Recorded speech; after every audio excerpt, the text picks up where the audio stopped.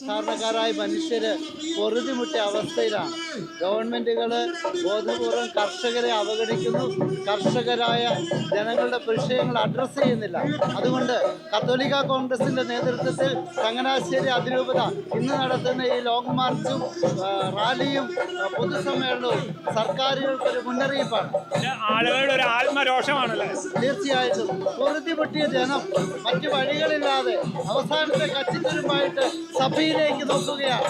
രാഷ്ട്രീയ പാർട്ടികളും സർക്കാരുകളും നിശ്ചിത താല്പര്യത്തോടെ പ്രവർത്തിക്കുമ്പോൾ സഭ യാതൊരുവിധ പക്ഷപാതവുമില്ലാതെ പാവപ്പെട്ടവന് വേണ്ടി ശബ്ദമില്ലാത്തവരുടെ ശബ്ദമായിട്ട് ഈ സമൂഹത്തിന് എക്കാലവും ഉണ്ടായിരിക്കുമെന്ന് ഉറപ്പു നൽകിയിട്ടുണ്ട്.